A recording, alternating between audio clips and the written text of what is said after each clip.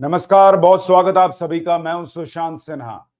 आज इस देश की सुप्रीम कोर्ट ने एक बहुत बहुत इंपॉर्टेंट फैसला सुनाया है और वो फैसला आया है नरेंद्र मोदी सरकार जो वक्फ कानून लाई थी, उसमें जो संशोधन किया था उसने, उसको लेकर।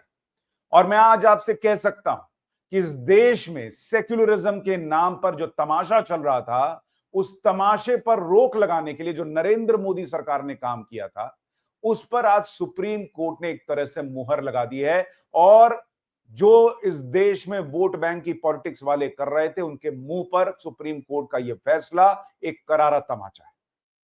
आज आपको यह वीडियो आखिर तक देखना चाहिए, क्योंकि आपको बताऊंगा इस वीडियो में कि सुप्रीम कोर्ट का फैसला किसके लिए झटका है, किसके लिए नहीं।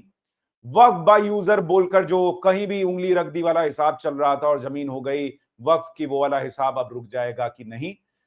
ओवैसी आपको खुद आकर बताएंगे कि सुप्रीम कोर्ट के फैसले से कितनी जमीनें जो वक्फ के नाम पर कर ली गई थी वो अब आजाद होने वाली हैं।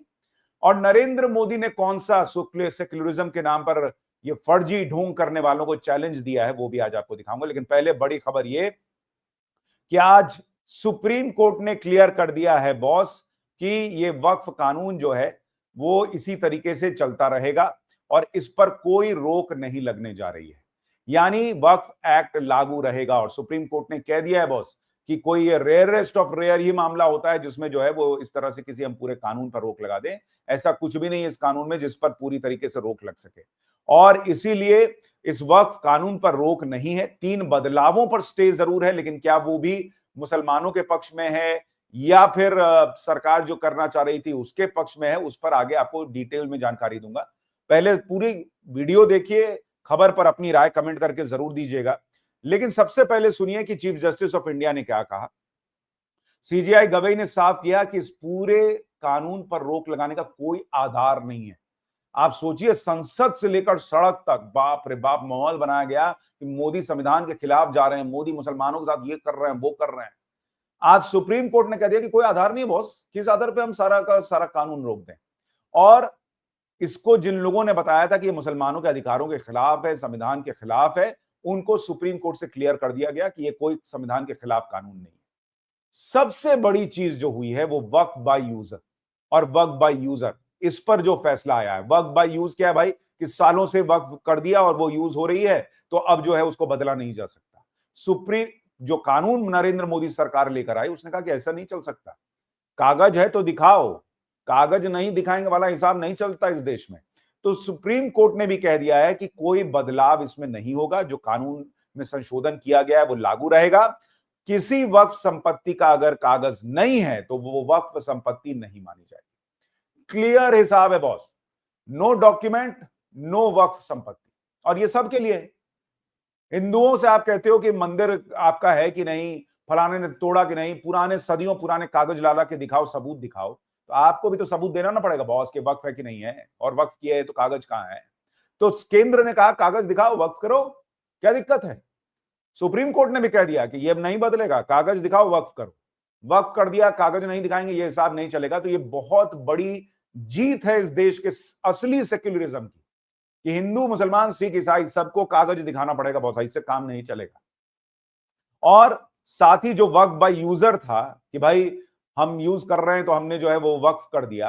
After noticing such instance of misuse, if the legislature finds the concept of waqf by user has to be abolished and that too prospectively, in our view the same cannot prima facie be said to be arbitrary। यानी court ने भी कह दिया कि इसमें कोई गलत नहीं है कि अगर आप वक्फ बाय यूजर का गलत इस्तेमाल हो रहा है और उस पर रोक लगा रहे हैं। कोर्ट ने साफ कह दिया है कि भाई जो रेट्रोस्पेक्टिव इफेक्ट से तो है नहीं, अब यहां से आप वक्फ बाय यूजर नहीं कर सकते हैं, तो वक्फ की जमीन जो है, संपत्ति जो है वो हड़प ली जाएगी, ऐसा तो हो नहीं सकता। लेकिन जो वक्फ संपत्तियां कर दी गई उनका क्या होगा, उसके बारे में आगे बताऊंगा। पहले सुनिए असदुद्दीन ओवैसी खुद कुछ दिन पहले जो कह रहे थे, उससे उसको सुनिएगा तो पता चल जाएगा कि इसका इफेक्ट क्या होने वाला है। एक बार असदुद्दीन ओवैसी को सुनिए। उत्तर प्रदेश में 1,21,000 वक्फ की प्रॉपर्टीज है, 1,12,000 के पास कागज ही नहीं है। वक्फ बाय यूजर खत्म हो गया तो जायदादें कौन लेगा, वो जायदादें कौन लेगा बताओ। तुम्हारे पास लीगल उसके ऊपर इख्तियारी नहीं होगा, कोई भी घुस जाएगा। वक्फ बाय यूजर निकाल दिए।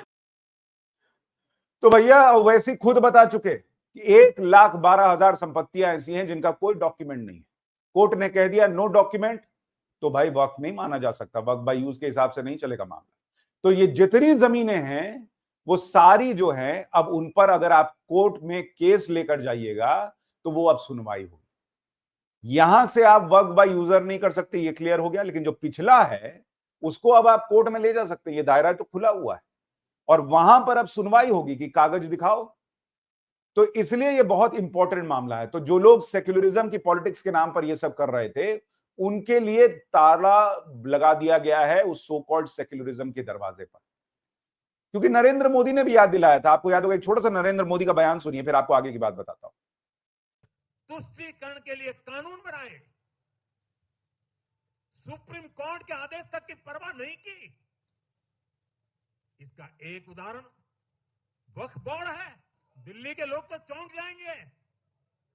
हालात ये थी कि 2014 में इन लोगों ने सरकार से जाते जाते दिल्ली के आसपास की अनेक संपत्तियां वक्फ बोर्ड को सौंप दी। यानी नरेंद्र मोदी भी याद दिला रहे थे कि 2000 चुनाव जाते जाते दिल्ली की प्राइम पोजीशंस पर जो संपत्तियां थी उनको वक्फ के नाम करके गई थी कांग्रेस की सरकार, और इसीलिए कई लोगों को आग तो लगेगी। लेकिन अब देखिए क्या क्या चीजें हो गई हैं, जरा उसको समझिए, फिर आता हूं क्या क्या चीजें रोकी हैं कोर्ट ने, उस पर भी बात करूंगा। जैसे आर्टिकल 9 और 14 में बदलाव कर 2 महिला मेंबर इस कानून के तहत स्थापित किया गया था, कोर्ट ने उस पर रोक नहीं लगाई है, महिला मेंबर रह सकते हैं। 2 गैर मुस्लिम मेंबर शामिल होंगे, कोर्ट ने इस पे भी रोक नहीं लगाई। बहुत छाती पीटा गया कि भाई गैर मुसलमान वक्फ में कैसे हो सकता है। कोई भी संपत्ति आप वक्फ कर सकते हो, पूरा का पूरा गांव वक्फ कर सकते हो, वहां हिंदू रह रहा है कि मुसलमान रह रहा है आपको फर्क नहीं पड़ता। लेकिन जो बोर्ड है मेंबर, उसका मेंबर जो है वो गैर मुसलमान नहीं हो सकता। शिया सुन्नी सहित पिछड़े मुस्लिम समुदायों से भी इसमें मेंबर होंगे। बोरा आगा खानी मुस्लिम समुदायों के लिए अलग वक्फ बोर्ड बनेगा और केंद्र सरकार सेंट्रल वक्फ काउंसिल में 3 सांसदों, लोकसभा के 2, राज्यसभा के 1 सदस्य को भी रखेगी। जरूरी नहीं कि ये मुस्लिम हो। तो अब जो है इसमें से किसी चीज पर रोक नहीं है। हाँ, मैक्सिमम संख्या तय कर दी गई है कि गैर मुसलमानों की संख्या क्या होनी चाहिए, वो आपको आगे बताऊंगा। दूसरा, सीएजी जो है वो ऑडिट कर सकेगी वक्फ की संपत्तियों का, ये इस कानून में था, कोर्ट ने इस पे भी रोक नहीं लगाई है। राज्य सरकार प्रॉपर्टीज के सर्वे के लिए सर्वे कमिश्नर नियुक्त करेगी, इस पे भी कोई रोक नहीं लगी है। और आपको अपनी संपत्ति रजिस्टर करानी होगी, आपकी जो वक्फ की संपत्ति है उस पर भी कोई रोक कोर्ट ने नहीं लगाई है। बिना कागजात के कोई संपत्ति वक्फ नहीं मानी जाएगी। मसलन मस्जिदें वक्फनामे के बिना भी वक्फ की संपत्ति होती थी, अब ऐसा नहीं होगा। इस पर भी सुप्रीम कोर्ट ने रोक नहीं लगाई है। कागज है तो वक्फ करो, कागज नहीं है तो फिर भैया बैठे रहो। यह हिसाब नहीं चलेगा कि कुछ भी कहीं भी कर दिया। वक्फ ट्रिब्यूनल के फैसले को कोर्ट में चुनौती दी जा सकेगी। अभी तक वक्फ ट्रिब्यूनल के फैसले को सिविल, राजस्व या दूसरी अदालतों में चुनौती नहीं दी जा सकती थी। यानी इस पर भी सुप्रीम कोर्ट ने रोक नहीं लगाई है कि भाई आप वक्फ कर दी गई संपत्ति उसको जो है वो आप कहीं चैलेंज नहीं कर सकते। तो ये भी क्लियर कट मैसेज है कि भाई जो वक्फ हो चुकी हैं संपत्तियां उन पर भी कोर्ट में केसेस चल सकते हैं।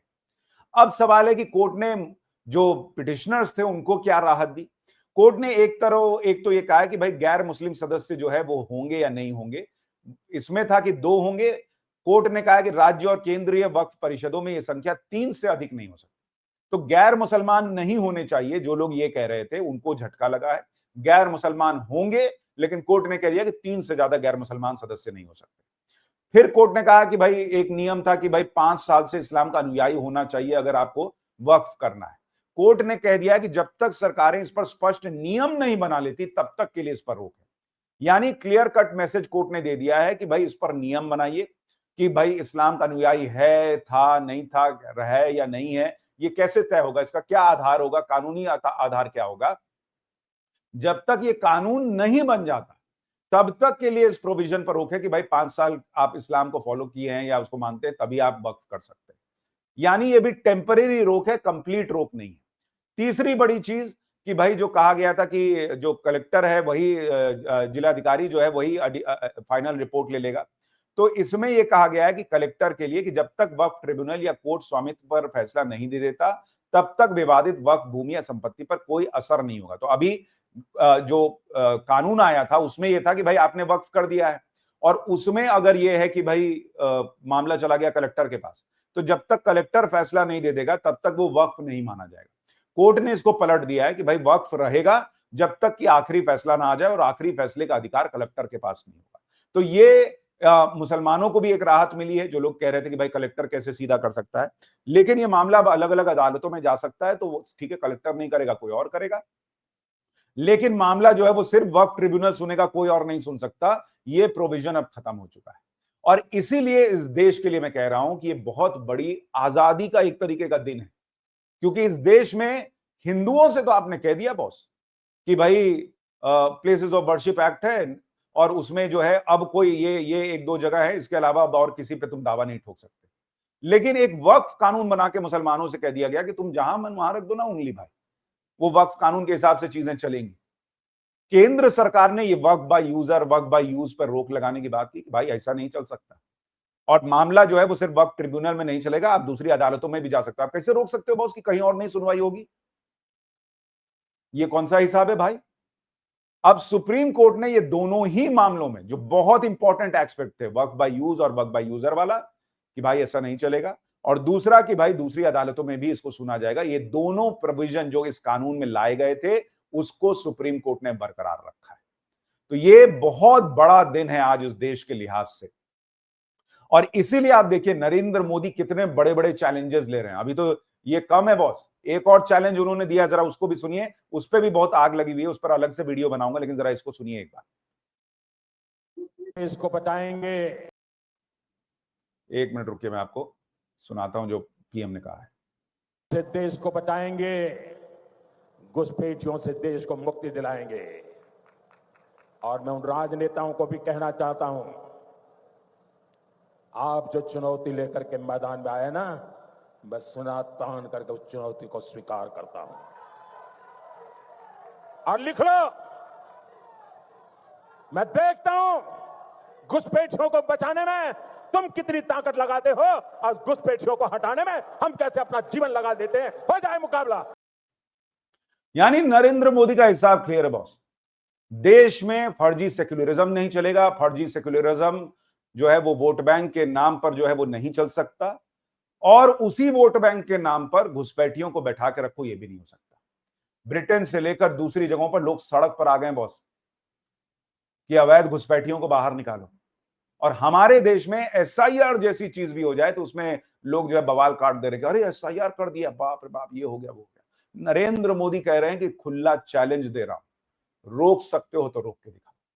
और इसीलिए मैं कहता हूं कि नरेंद्र मोदी ने एक लिस्ट बना रखी है बॉस कि जब तक मैं इस कुर्सी पर, दुनिया को जितना चिल्लाना है चिल्लाए, मैं तो इस देश में सफाई का काम कर रहा हूं, करके ही जाऊंगा।